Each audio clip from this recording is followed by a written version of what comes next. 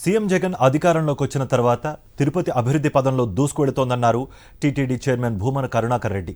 Tirupati corporation పరిధిలోని 23వ డివిజన్లో జరిగిన వై ఏపీ నీడ్స్ జగన్ కార్యక్రమంలో ఆయన పాల్గొన్నారు.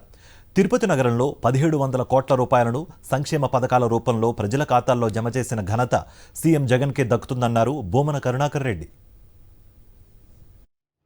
జగన్మోహన్ రెడ్డి గారి దృష్టిలో అభివృద్ధి అంటే అధునాతనమైనటువంటి బిల్డింగులు కాదని, పేదోళ్ల ఆనందమే అభివృద్ధి, పేదోళ్ల ఆకలి తీర్చటమే అభివృద్ధి.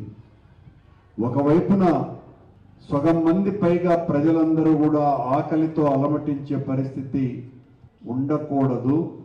మొదట వాళ్ళ జీవితాలకు ఆనందాన్ని, వెలుగును ఇవ్వాలా, అదే నా దృష్టిలో అభివృద్ధి అని నమ్మిన వ్యక్తి, చేసి చూపిస్తున్నటువంటి వ్యక్తి జగన్మోహన్ రెడ్డి.